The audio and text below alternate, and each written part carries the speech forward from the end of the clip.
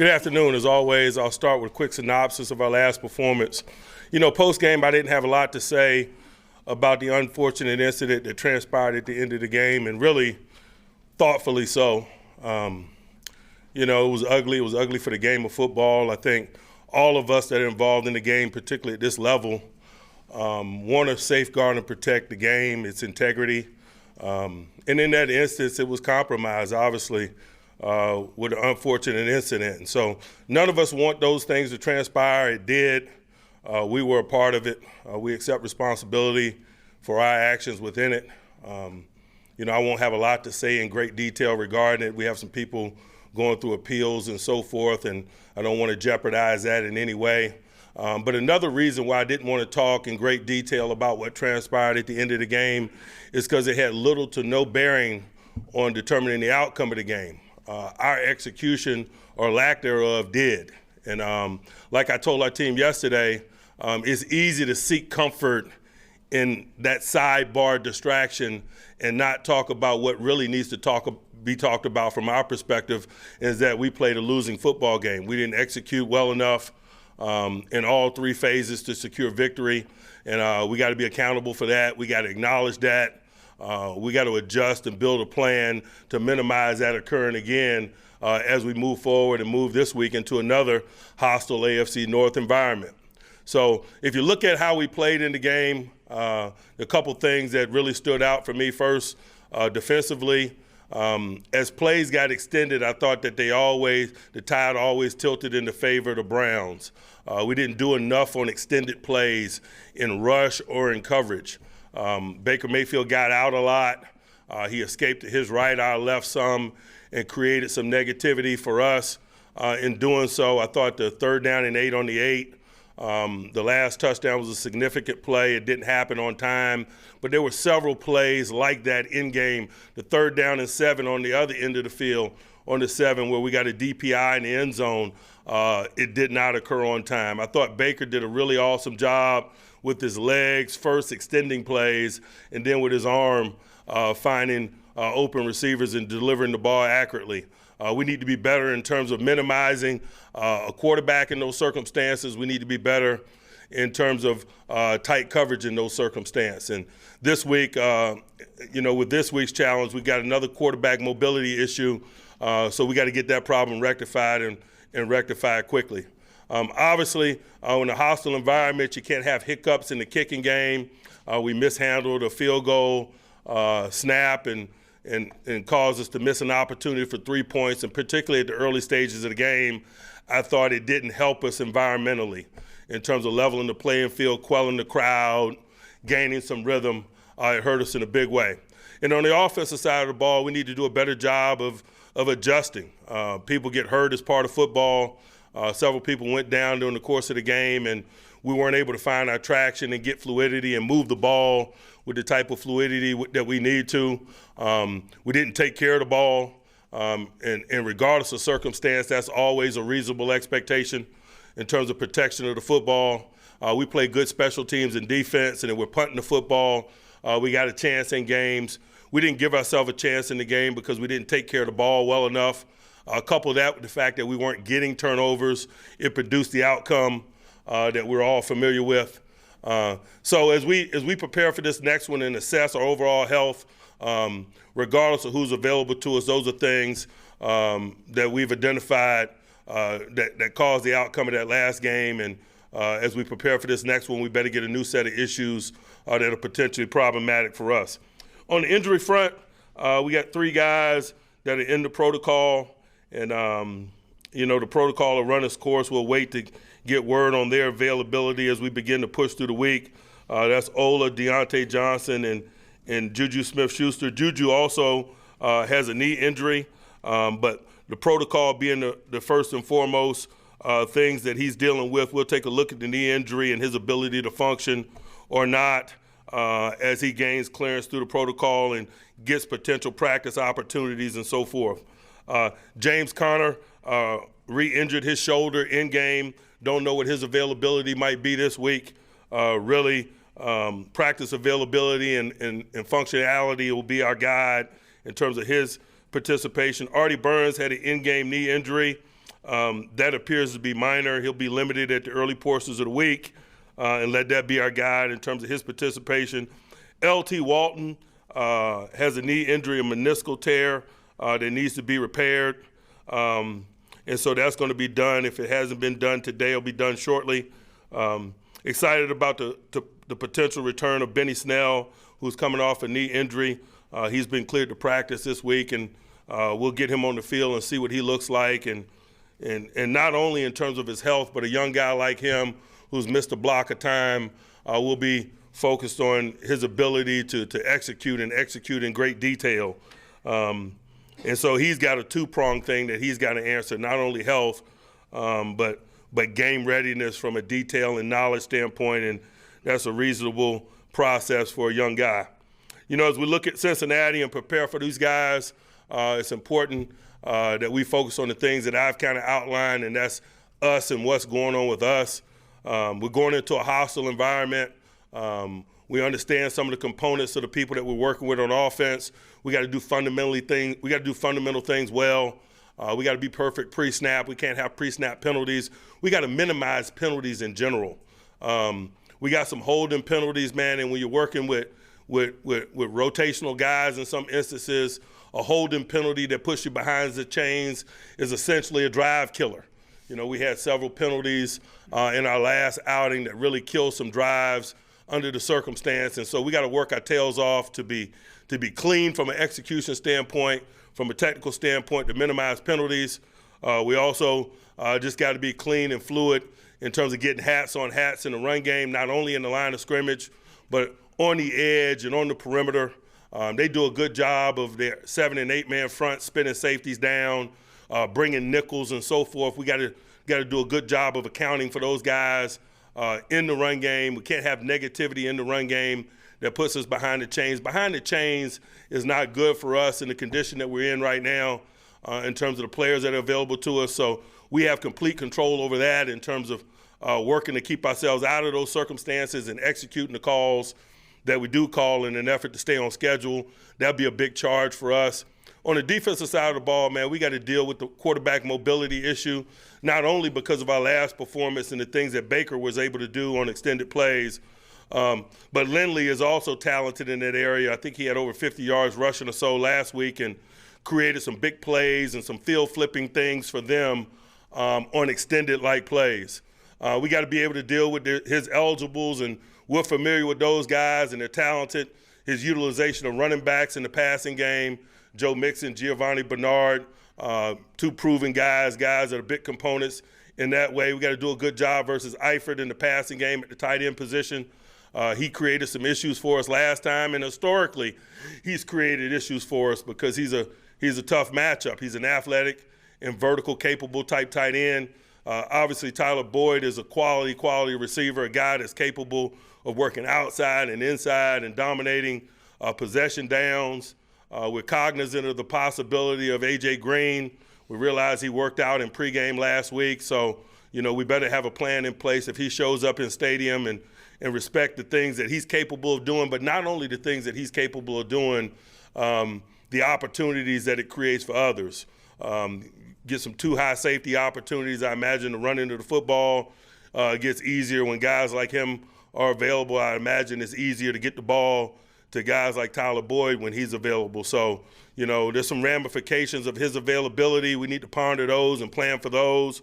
But more than anything, when you're coming off a losing performance and a performance that you didn't perform the way that you'd like, more than anything, we're focused on us, our readiness, our collection of people, the division of labor within it, and getting the type of detail in our execution and putting together the type of plan that will allow us to step out of the stadium with a much-needed victory. So that's our focus. We're singularly focused on that, and appropriately so. I'd be happy to address any questions you might have. Coach, offensively, you're decimated at some key positions. Where are the strengths on this offense that you can build for the rest of the season right now?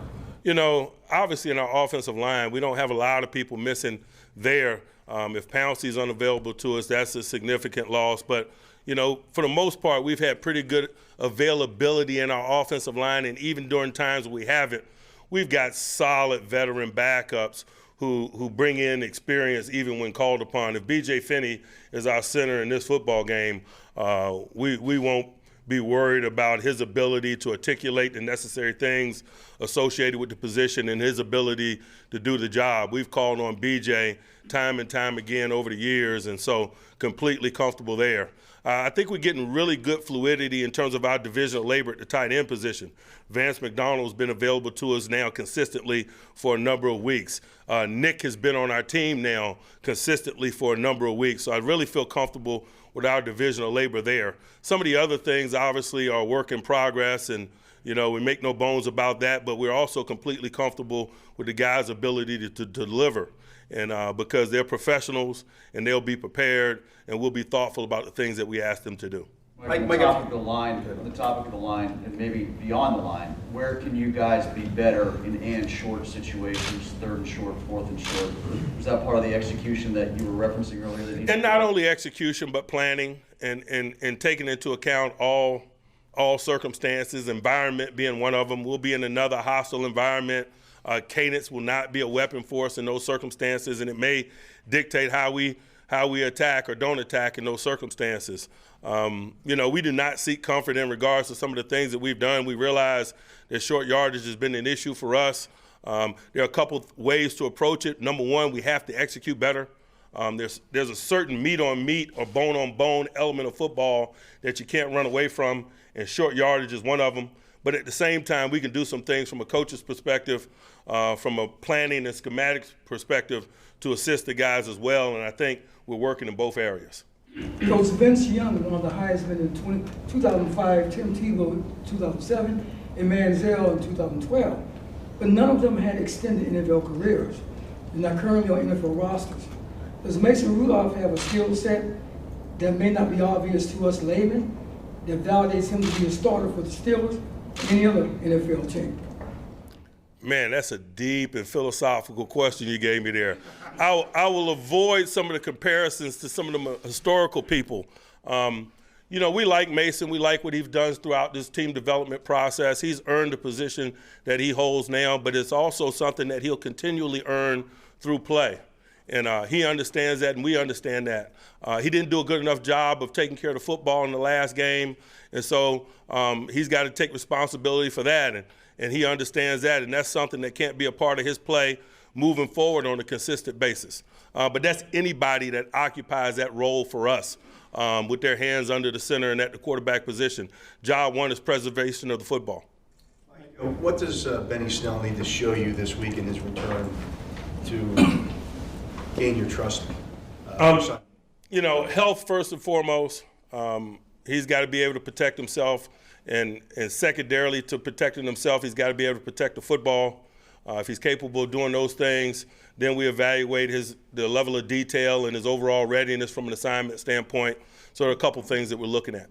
Mike, in your time here, have you ever had to sign as many players as you have, bring more players in and out, whether it's practice squad 53, go to other practice squads that you've had to these last couple of weeks? I hadn't spent a lot of time comparing it, really, to be honest with you.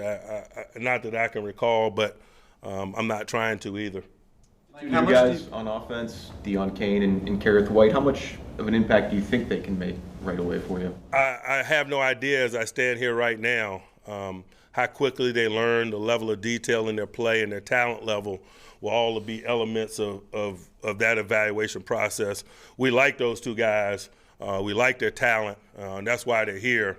But being with them day to day, instructing them, seeing how quickly they can learn and get on the move and train and add the type of execution and play speed and detail will be a determining factor in terms of their roles. When you're adding the guys like that to the roster, what's the upside of bringing in younger guys who were on practice squads like that, as opposed to maybe a veteran who'd been on the street for much of the season? Most of the veterans that are getting off the couch lack a certain readiness from a physical standpoint. Guys that have been on practice squads and working every day have the conditioning and readiness associated with working every day.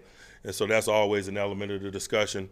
But we also like the upside, and we like to coach and instruct and teach, and we don't hide from that. We are always excited about getting somebody with some talent that lacks some experience because it challenges us as coaches, and that's something that we covet as well. Offense has gotten off to a slow start each of their first series. Is there a common denominator that you can point to or anything that needs to change to kind of shake that off? We got to play better. The old school. How much do you learn from what happened in the last 8-10 seconds of the game, and how much do you use it as a teachable thing for your team to avoid something like that happening again? Nothing to learn there. Coach, the old school vernacular is headhunting. You had a couple receivers go out the way the game ended. I know you don't want to get into all that, but were the Browns headhunting when they came out for you? You're right. I do not want to get into all of that. Yes, sir. Mike, how much do you try to restrict or define the roles for these new receivers working with 5 or 6 days before a game? You know, it really depends on their learning, how quickly they learn, how fluidly they're able to transfer concepts into different things. And I've learned not to have a lot of preconceived notions about that and just really let the experience be our guide and get around them and see how they take in information. Diontae's in the building right now working, so we'll get a sense of that as we push through the week. Mike, were any of the misdirection, jet sweep, wildcat things that you did against Cincinnati last time, are they applicable again this time matchup-wise against them as opposed to just why you implemented it at 0-3 with Mason being a new starter last Yeah, there's some schematic things that are available there, but they face those issues week in and week out. I mean, they've seen jet sweeps and so forth every week since we've played them, so I'm sure it won't be anything new to them. Mike, how much of the revolving door wide receiver because of injury can be used as perhaps not an excuse but a reason for Mason Rudolph's progress? You know, we're not looking for excuses. It is what it is, man. We're trying to win football games. We're presented with a set of circumstances or variables week in and week out, some of which we don't have control over. We do have control over our preparation, our readiness, and ultimately the execution of those available to us. And so that's our focus. You know, I'm not trying to paint with a broad brush or seek comfort or trying to assess anything from a global perspective. We really need to be focused on our prep and ultimately our play this weekend in the AFC North Road matchup. What were your thoughts on Tevin Jones and his first action, and how has he progressed in the 2 years you've had him this season? He's continually gotten better. Man, you're always excited when a guy gets an opportunity and shows some general readiness. I thought he showed some general readiness. I didn't think the game happened too fast for him. He made the plays that came his way, and so it's a good catalyst, hopefully, or a springboard, hopefully, for those type of contributions to continue. Mike, are you appealing your league fine from the Ben Roethlisberger injury reporting? I'm not getting into those things. I'm not getting into anything relative to fines and suspensions and appeals and things of that nature. It doesn't help us or me or anyone who's going through that process to talk about them in these settings. History, and particularly recent history, has proven that. Mike, Devin Bush, is he having any issues in coverage, and is any of that just part of the rookie growing pains?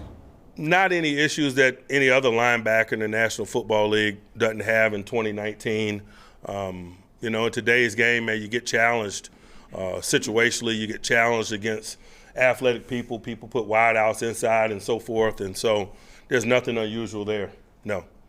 Aside from the mobility pointed out, Finley, how is he fitting in with their offense? There's similarities to how they're running things. They used to run things with Andy. There are some similarities. You do see utilization of his mobility in a lot of ways, whether it's in improv and his ability to scramble or by design. You see some QB keeps and some things of that nature, some more pocket movement. But they did those things when they had Andy as well. Probably more than anything, it's probably just a global recognition of where they are and having an opportunity to evaluate a young, talented guy. But I'll let them do the speaking in regards to the reasons why. Mike, I know you guys weren't on the list of teams that attended Colin Kaepernick's workout in Atlanta. Was there any consideration of going down for that?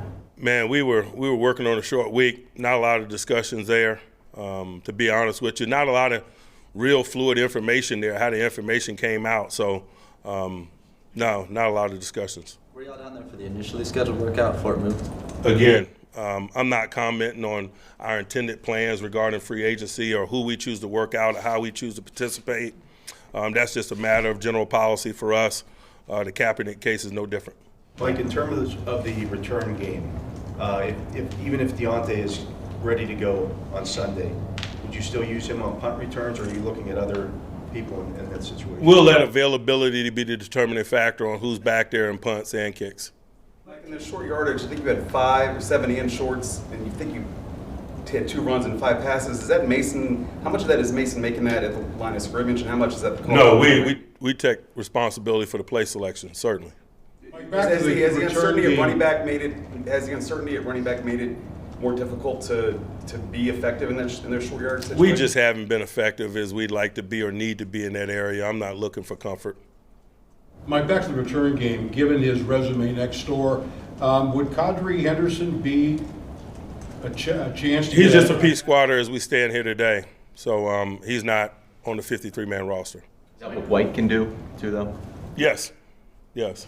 Mike, teams haven't had a whole lot of success this year challenging pass interference, and I was wondering whether that has at all affected your process and why you might think that it's been so hard this year to get those players. It really has not affected my process. I think that's what I anticipated, is that people wasn't going to have a great deal of success.